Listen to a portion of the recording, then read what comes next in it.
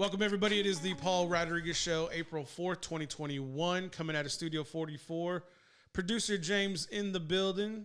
What's going on? Not a whole lot. Yeah? We're back. We are back. At it. Took Friday off. Hope everybody enjoyed their Easter little break. Had a good time with the family yesterday. How was the weekend, James? It was good. We went to that first Friday. Yeah. Went around the square to a couple of places that we weren't really familiar with. Had some food, drinks, and stuff. Saturday had a birthday party for my niece. And you got birthday parties every week. Family surrounded by kids, man. I guess so. I don't know that life. Yeah. So I barbecued. Kids jumping around. You had a birthday for one of your kids? No, my niece. She turned 1 year old. Yeah, I just cooked. Yeah. Oh wow. Okay. Congratulations. Yeah. And then Sunday we took the kids to Dave & Buster's for Easter. Oh, nice. Yeah, because we had barbecued, and I was like, man, I want to sit around a barbecue, but I kind of did that yesterday. So. You want to do something different? Yeah, so we did that. How was Dave & Buster's? It was good. It was expensive, but it was good. I can't believe you. Yeah. So what would y'all played games? Y'all ate? What'd y'all do? Yeah, we ate and played games. They don't have a lot of the games. I guess it's more of they just didn't interest me, So the kids, they had a good time. Yeah, past 30, so now it just doesn't really matter anymore, huh? Yeah. Pretty much. Yeah. Yep. All right, man. That's cool. I had a good weekend. Celebrated with the family yesterday. Did some grilling, hung out. Ate way too much food, which I was pretty much grateful for. So I had a good time on that end. Got a haircut. Looks like you got a haircut too. I had to, man. I just cut it all off. I just said, summer's coming. The spring is in the air. Spring is in the air. I don't know that song, but Dude, I know a lot of my friends are balding. So yeah, I normally do a ball fade. I look bald, are you saying I'm balding? Is that what you're saying? No. Oh, okay. No. Just kidding. Yeah. Just telling you my surroundings. But I was like, man, I better do something with it while I have it. So when I don't have gel in it, which I've found myself putting more times than not now, I'll be there just messing with it. It's almost become a habit. Do you ever let it grow out like how I grow it out? Nah, not really. No? Not that long. Yeah. No. Man, I literally cut my hair. I cut it at the house, and after I swept it all up, I was like, it looks like a wig on the floor. There was a ton of hair. So it was good to kind of just do a restart. Usually every probably year, maybe every 2 years, I'll kind of just start over just to do it. But it's football time. There's lots of news going on. We'll pivot real quick to the news. Sam Darnold, he signed. We'll let you know when and where and how and what was exchanged in the deal. Tom Brady was at Disney World. Yep. Apparently Tom Brady ran into Darth Vader. He said apparently the force was strong in his son Benny there, but I don't know. Ain't no job being a Jedi, and definitely I guess he said his son wasn't going to the dark side, although Tom Brady's been on the dark side for decades, I would say. He's trying to change his image. Well, he's an old man now. I mean, he's in his mid-40s. When he starts the season, he'll be 44. Uh-huh. So now he doesn't look like he's 44 or anything, but he'll be 44 going into next season. They brought everybody back. They figured out a way to sign everybody, excluding Antonio Brown at the time. Now there is a tender that's been extended to Antonio, but I mean, he's probably going to be able to make a pretty penny going wherever he wants. And that's if somebody wants to pay him, which I'm sure somebody will, being a Super Bowl champ. But the nucleus, the key parts, the components, that defensive front, the offensive line, the running backs, and Godwin for sure, and Brady, of course.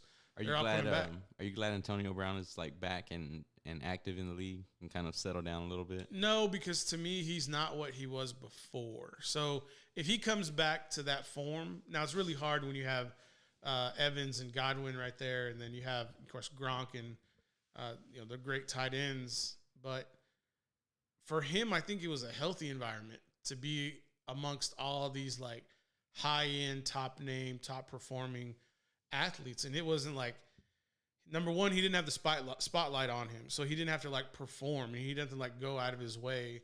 And I'm sure he works hard as he does everywhere he's gone. But at the same time, it's I can go ahead and play my position, stay in my lane, so to speak, get in the good graces again of the NFL and the sponsors there. So I hopefully on his end, he's back where he wants to be and he's getting comfortable back in the NFL. But at the end of the day, man, he can still just pretty much get his check, go wherever he wants to go, and then make that money. But if I were him, I'd stay again in Tampa, get another ring, and then that third year, which will be next year, he'll come out and the market will be so much higher than it is now, pushing $250 million for the cap. Probably won't happen until 2024 or 5. But you'll be able to make. There's going to be so much more money available next year in 2022's, year in the NFL. So hopefully he stays and gets another ring, go about his business, get a bigger check once maybe a more prosperous deal comes with another team. Is that why players are they're doing these 1-year deals? It's exactly why, because the cap is down this year to $182.5 million.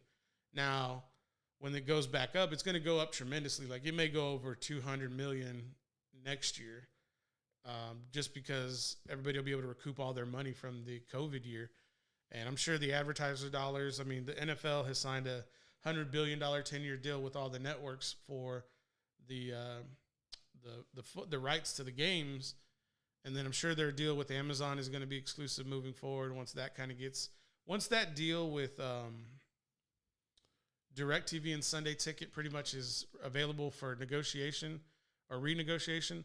That's going to be a big telling factor to see if the streaming availability for Sunday Ticket will be available online, because right now it's so exclusive to Sunday Ticket. I personally hope, I have Red Zone, and Red Zone's okay, but it's not Sunday Ticket. It's good for fantasy. Sure, it is really good for fantasy, but if you've ever had the opportunity to watch Sunday Ticket, Sunday Ticket is Red Zone on steroids. It's just so, you have, I don't know if you watched the March Madness tournament a couple weeks ago, when it was going on. You have all those scores in the corner. Well, there's live scores of fantasy positions on Sunday Ticket. It'll tell you who the leaders are, which is really fun. And you can click to any game that you have. So it's really fun. I was fortunate to have it for a little bit through Papa Romeo. Shout out Papa Romeo. He had it with DirecTV, I think. And it was fun, man, because you're watching out-of-market games. You can go watch Green Bay whenever they're playing at 12 o'clock. You can go watch New England when they're playing at 3 o'clock, or you can go watch, a San Francisco game because you have, a fantasy player out there. And it's really cool just to have that availability. And, in addition to the local games that are in your market at the same time. This sounds like a commercial for DirecTV. Hashtag no ad. But it is fun. It's a very, very, very fortunate service to have if you do have it. But which should be available to everybody. Yeah, I really hope the NFL would have just kind of said, we're going to manage it, and we'll let certain companies distribute it. Which, I'm sure DirecTV gave them a pretty handsome deal to have those rights exclusively for as long as they did. Hopefully that changed, which I think it will. Jeff Bezos, you need to go do your thing. I'm just saying. Little bit of news. We had some high school news. We'll break off when we come back from break. It has been 10 minutes after the hour. Anything else before we get into a break? Anything that you've noticed over the weekend that maybe a pop? Are you going to be watching Jeopardy now that Aaron Rodgers is going to be on for 2 weeks? Yeah, Are you really? Didn't I tell you I love Jeopardy?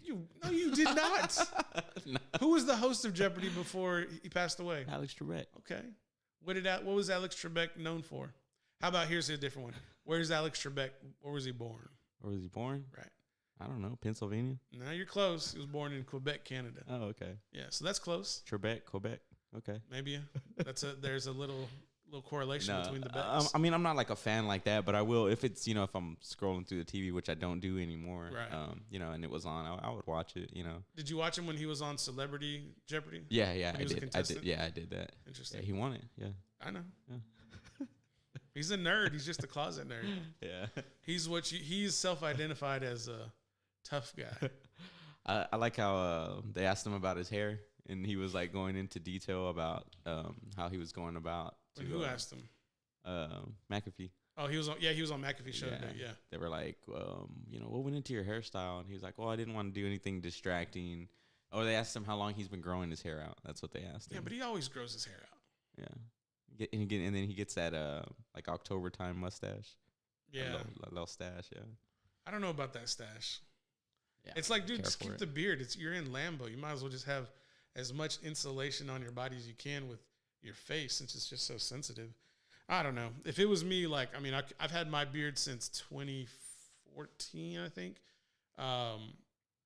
And a lot of my friends, they're just like, I wouldn't know you if you didn't have it.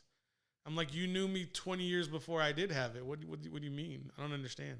They're like, it's just you now. And I'm like, well, then it is. It's just me. At least you don't diet. No, I don't. I'm all natural. I was actually told by a lot of women, they're like, don't ever dye your beard. And I'm like, why? They're like, there's just something about a man with a little bit of gray in his beard. I'm like, all right. I got a little gray in my beard.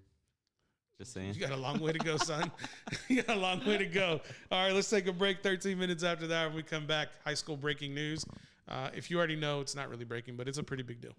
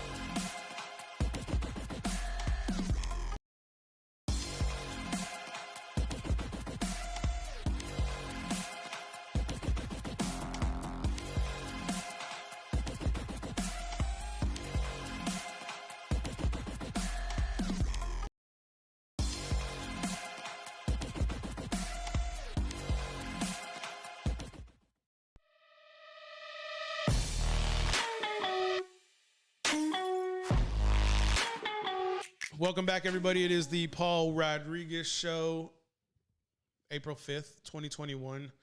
Man, it's bluebonnet weather. Spring weather. It's fun outside. It's nice outside.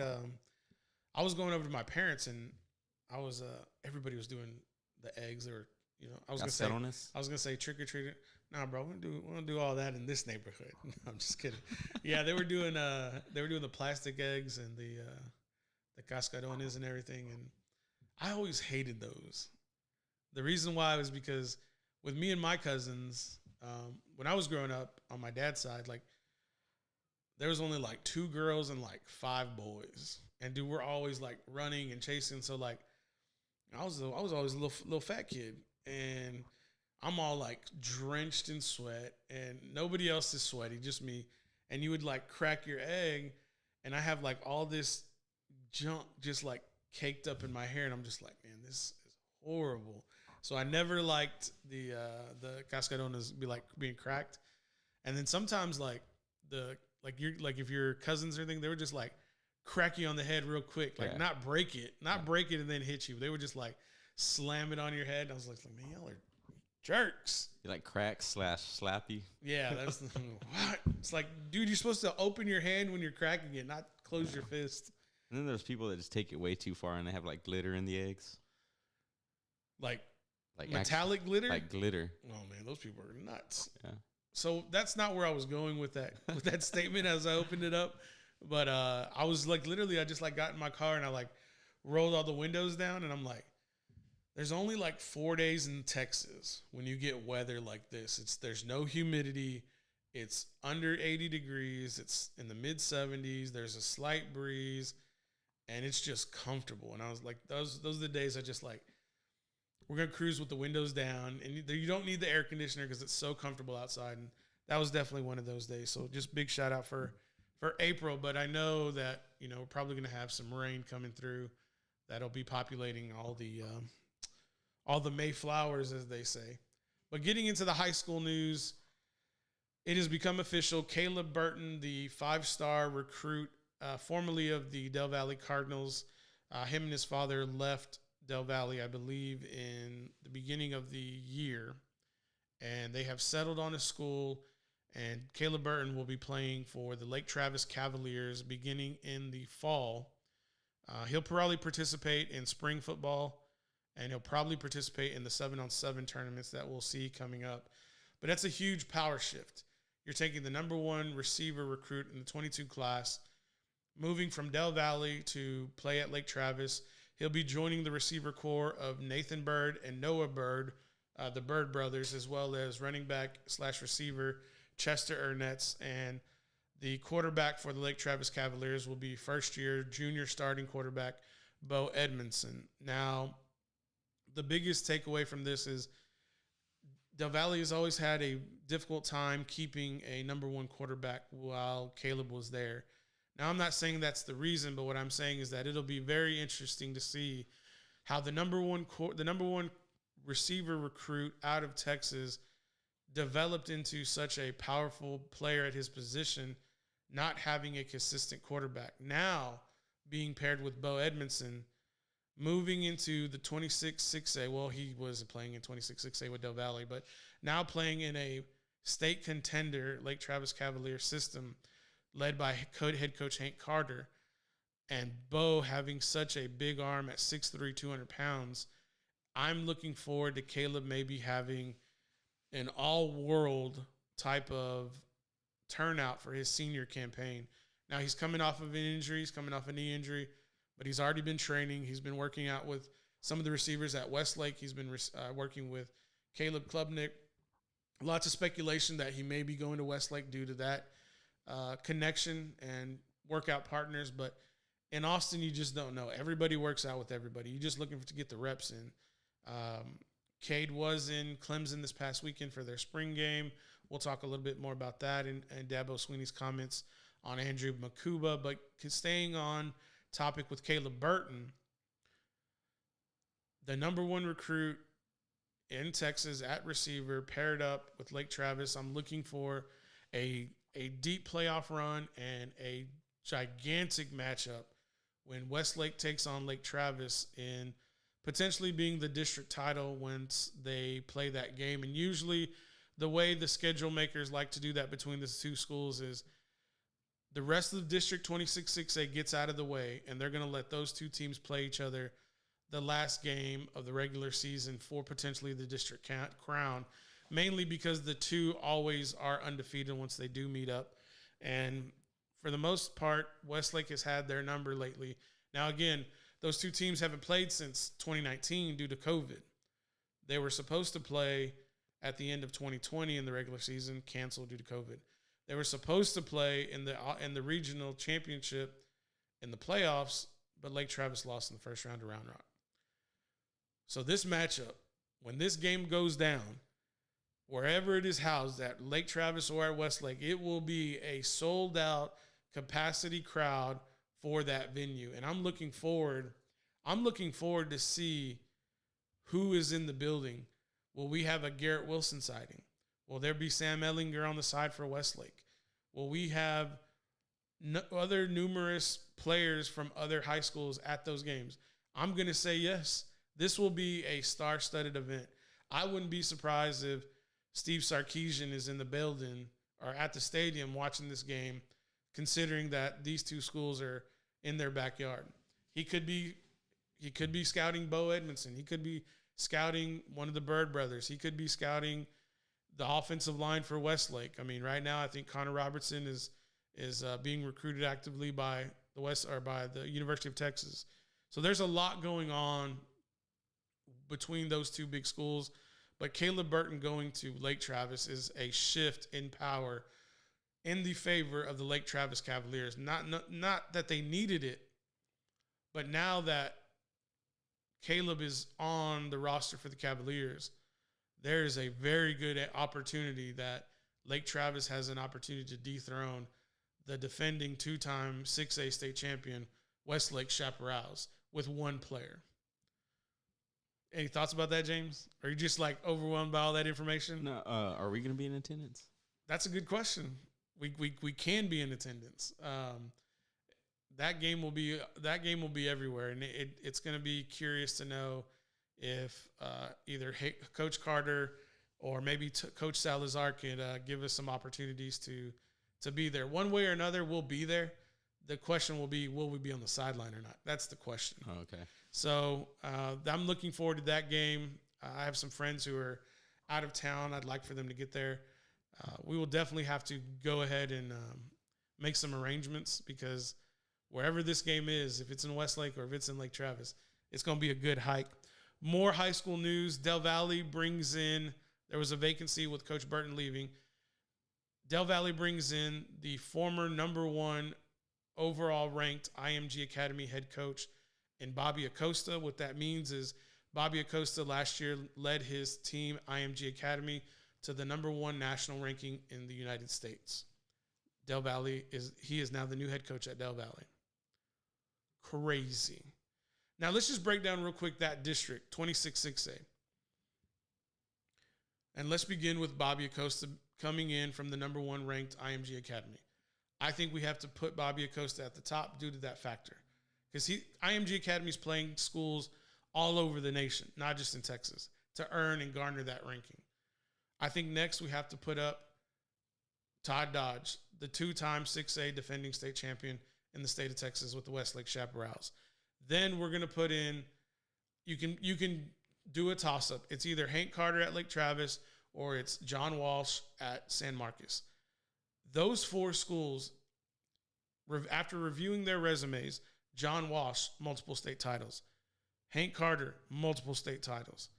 Todd Dodge, multiple, not to mention back-to-back defending, reigning 6A state champion in Texas. And now throw in Bobby Acosta coming from the number 1 overall team in the United States. District 26-6A in the state of Texas has to be arguably the most competitive coaching district in the nation after summarizing all of those coaches' accolades. There's no other way to spin it. Just to say they have to be arguably the number 1 overall most difficult district to compete in football, in high school football in the state of Texas, period. Let's take a break. All right.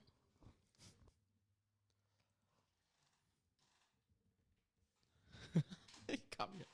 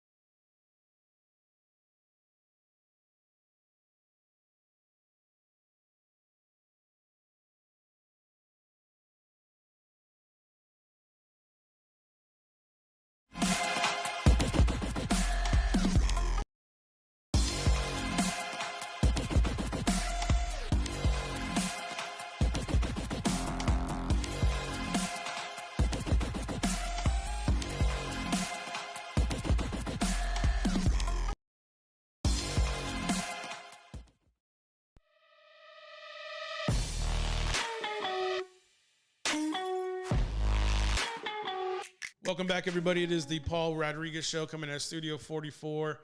The breaking news for the NFL, Sam Darnold has been traded to the Carolina Panthers. Pretty much the only suitor left for Sam Darnold coming out of the Jets. And so they were able to get a deal done. Squared up, Sam Darnold sent to Carolina, and the Jets are going to receive the 2021 sixth round pick and a second and fourth in 2022.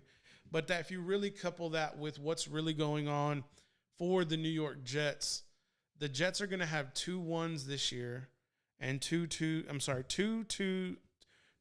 number 1s and 2 number 2s in the 2022 draft. Crazy. Especially when you can take a quarterback this year, which the likeliness for the first 3 picks, 1, 2, and 3, probably being quarterbacks. And it's probably going to be Trevor Lawrence, Zach Wilson, and probably Justin Fields, unless Mac Jones is taken ahead of Fields, which I don't know why you would take Zach Wilson ahead of Fields, but that's just me. I mean, people think there's a character issue potentially with Fields. I don't know why. I don't know where that's coming from. Everybody in the NFL, all the scouts are selling the NFL GMs that the dude's a team guy. He's a player guy. He's a team guy. So I don't know where the information's coming from, but it's being released that he's not a team guy. What's a character issue? Like character issues, like he may not do the right thing in a pressure situation. Oh, okay. Like get in fights at bars, something like that. Justin has no history of that. Have allegations of sexual misconduct. Never had it. Never had an issue with that. Deshaun Watson never had an issue with that. So it's all very interesting how this nonsense gets released and the people on TV want to give it credence. I've heard people or I've heard them saying that there's still a lot of people that are calling the Texans inquiring about Deshaun Watson. Yeah, probably the Miami Dolphins if I had to guess. Keep bugging. I want to stay on this Darnold thing real quick, or stay with the Jets and the Dolphins before we kind of transition into something else. This is just a quick breakdown of what's happened between the Jets and the Miami Dolphins after Adam Gase, crazy eyes, after Adam Gase has left that team.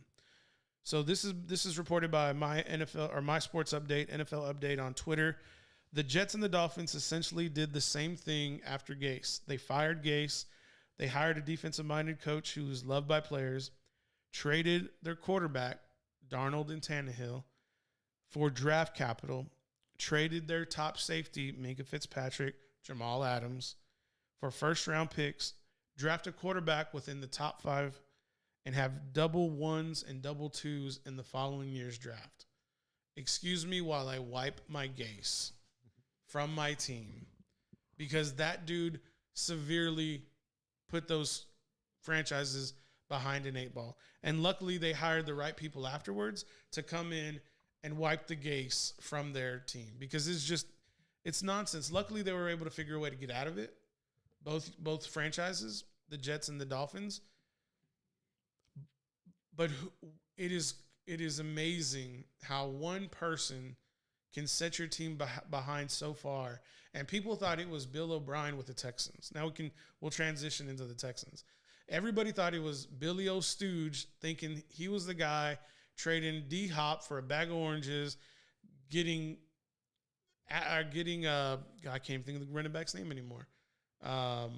Getting a running back that wasn't worth his salt, coming off a big injury. And then you lose J.J. Watt, and they both go to Arizona. And now you have your franchise quarterback entrenched in civil lawsuits. It's like maybe Bill O'Brien wasn't the problem.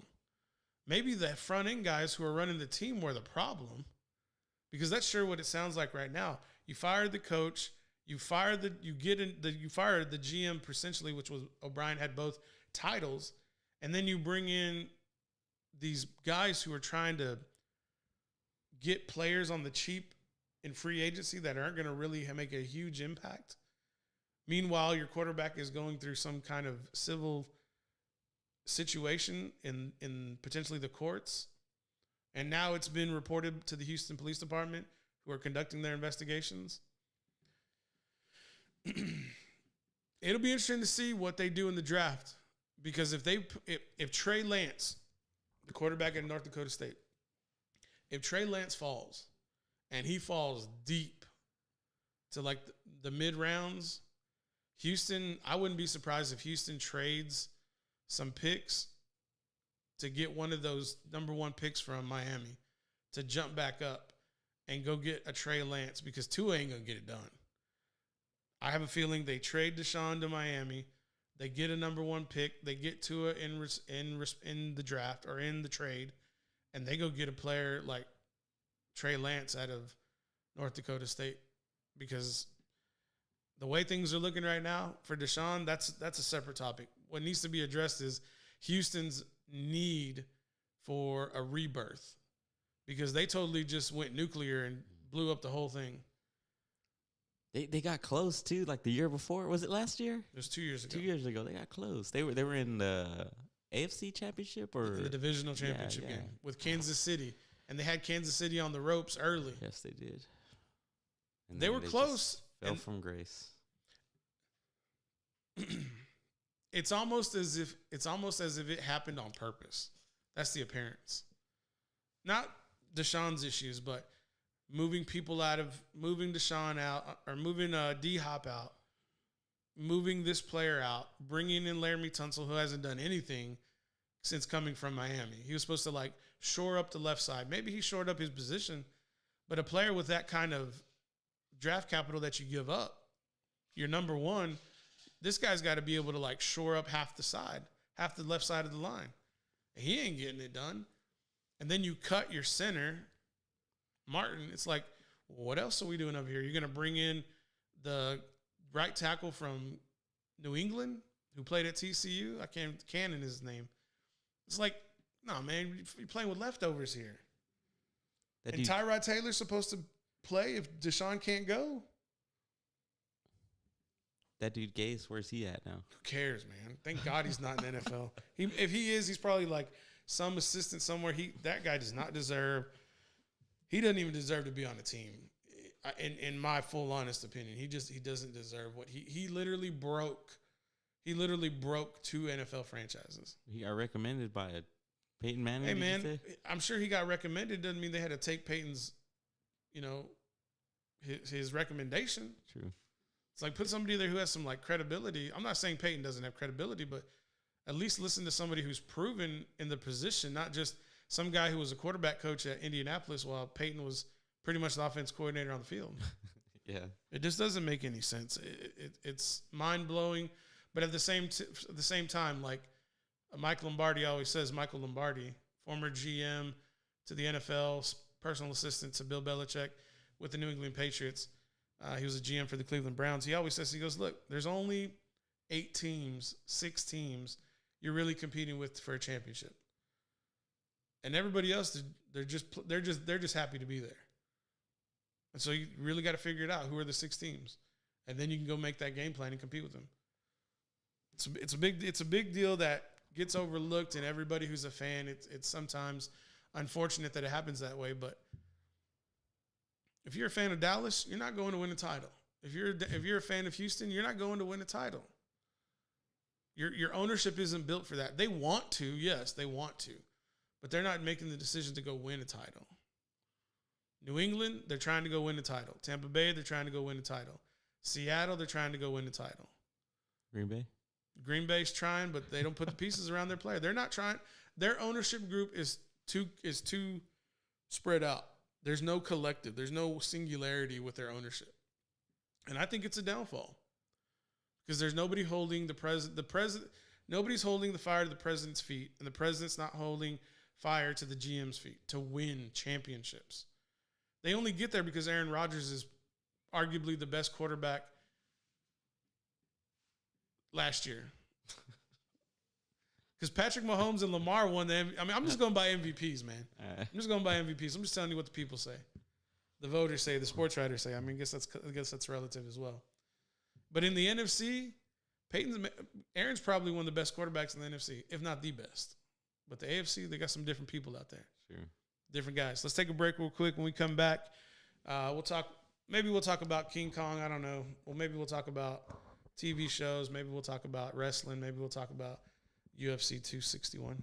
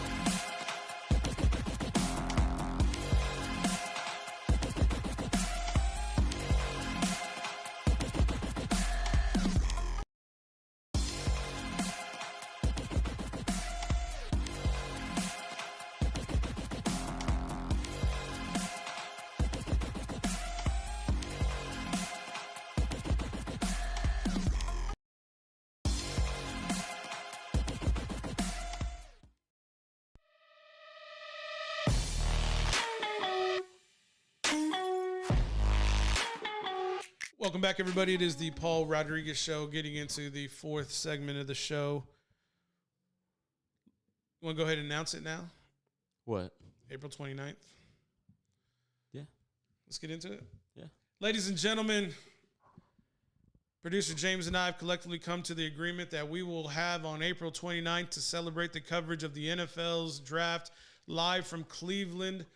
The Paul Rodriguez Draft Party will be live from 6:30 until the party is over. We'll be here live coverage, wall to wall. We'll have many guests coming in throughout the show. In addition, due to copyright, we're probably not going to be showing the draft, but you'll have our live reaction time in and time out as the draft picks are selected. That's going to be a long show. We did it last year on Recon. It was about 4 hours long, so I told James, like, get ready. We'll have food. We'll have refreshments. It's going to be a long night. It seems, that's what I was real concerned with. Yeah, he was like, "What about that food action, boss?" I'm like, "Hey, man, we'll definitely get you squared away. We'll make sure that you don't lose any energy moving forward through the show." But Paul Rodriguez draft party special. We'll be covering the draft live as it commences. We'll probably kind of get into a little bit of. We'll have a special guest for each team. Excuse me. We'll have a special guest for each team in our circle pertinent to that team. There won't be a guest for all 32, but probably one guest out of every 3 teams will probably be pertinent. We're looking at like 10 to 12 guests at this time, and I'm excited for it because we're definitely going to have people with allegiances to not only the Green Bay Packers, the Dallas Cowboys, the Houston Texans, unfortunately, maybe the Miami Dolphins, the New England Patriots. So we'll be able to kind of get a broad coverage of all the teams that will be moving forward. So we'll be going live at 6:30 from the Paul Rodriguez Show, covering the NFL special. We'll have some different music and graphics for the show when we go live that day. It'll be definitely a special event, something new.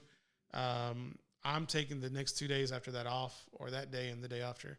And we'll probably do a show that Friday, but it may be like it may be a recap to the draft and any other little things that are going on. Probably be a shorter show on that Friday because it's going to be a long day, man. Just getting, it's going to be a long, fun day, but maybe we'll have some special guests pop in too. Who knows? We'll see.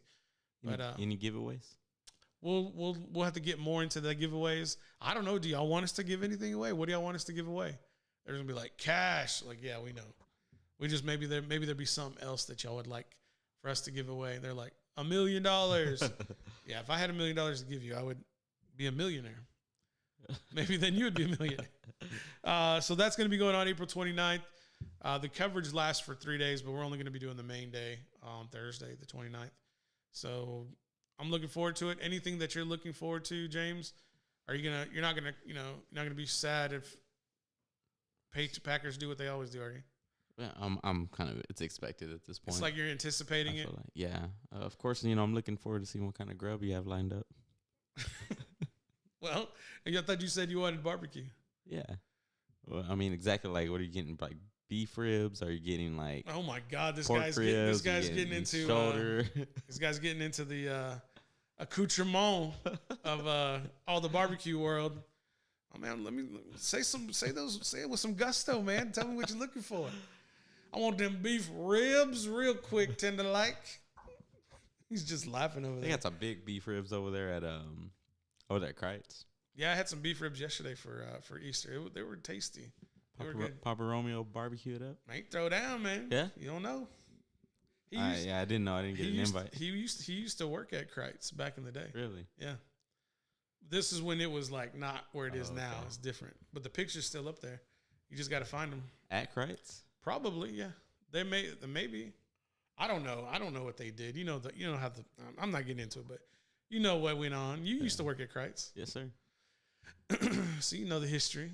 I'm not getting into the history because I know it, and I'm just not going to get into it because it's too much. It's too long. Anything you looking forward to this week? Any more surprises coming out? I didn't think the Sam Darnold news was going to pop today, just to be really honest with you. Follow Paul Pierce on IG. Do not follow Paul Pierce on IG. That is not me. He was let go today by Disney for his escapades. Do you think like Disney calls ESPN and they're like, ESPN, let him go now? Or do you think it's like, I mean, how does that work? Because Disney is now ESPN is owned by Disney, right? Okay. So how do you think that works? I think there's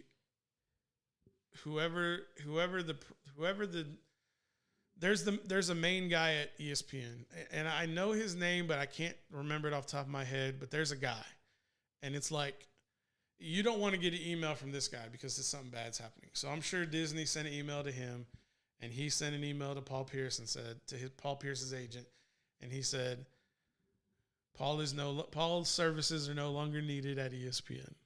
He's like the Grim Reaper. No, he's just like the main guy. He's the head honcho at ESPN. I wish I could like be a fly on the wall in there. Why? Not on Mike Pence's head, and just like hey, I'm gonna land on your shirt.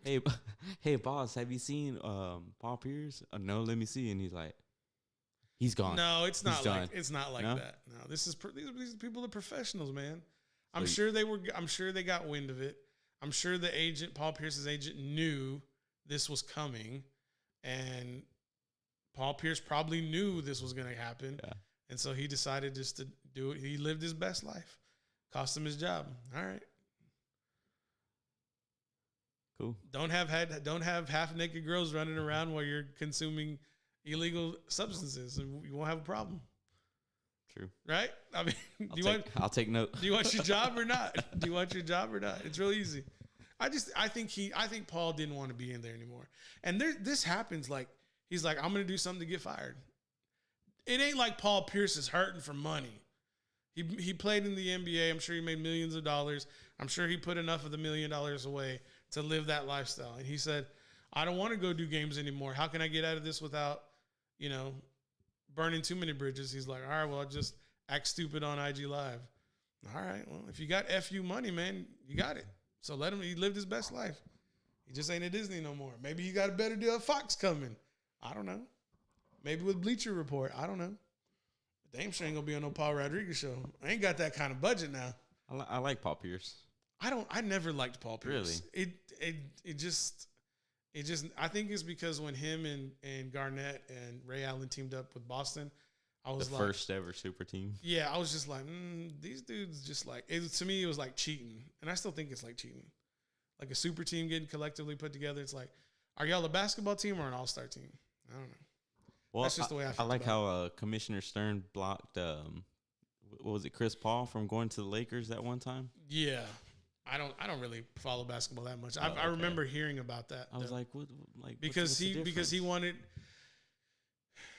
Who knows? Who knows what who wanted, like ownership? Who knows what owner wanted what? And he was like, I got to get this deal done, and this potential move is not going to let me get that done. Those are the dirty little secrets nobody knows about, man, and nobody will ever know about until probably everybody's dead, and then they can like write the story. It's like, back in my day, we had this one trade that was going to go through, and it just never does. Like, whoever knew Jordan had a locker room behind the team locker room? Nobody knew that. But then when that documentary came out, it's like, oh, Jordan had his own private locker room with his security. Like, his own private locker room with his own private security, like, doing BS, just doing straight bullshit back there. That's all they were doing. And players would have to get permission to go talk to Mike back there. They'd have to look, can I come in here? What are you, 6? You're an NBA player. Like, you can do whatever you want. Damn. But that's Michael Jordan, though. Yeah. You know what I'm saying? So think about what LeBron probably has right now. LeBron's probably got his own locker room. He's like, you peasants stay here. I'm going to go to my Space Jam locker room with the Looney Tunes. Speaking of. That thing sucked, dude. That thing was horrible. You know what it is? It's just I remember living through the first one. That's all it is. I thought it was horrible. I was like, dude, nobody can be Michael Jordan. True. Nobody can be Michael Jordan and do what he did in that time, and like, because it was so revolutionary. Yeah. And I see LeBron, I'm like, dude, I'm not a LeBron fan. He's really trying. It's like, dude, you're clout. Like, you're literally clout chasing. That's what you're literally doing. So now, like the Jordan versus LeBron comparison, now it's literally going to include Space Jam 1 versus Space Jam 2. They already did it. They already did it on Facebook. They put the Monstars from Space Jam with LeBron's Monstars. They did like a head-to-head. And it's like, you have probably one of the most violent eras in the NBA outside of the 70s with Club Med. Are you kidding me? LeBron is the only one who could probably play with those guys. Everybody else can't play on that.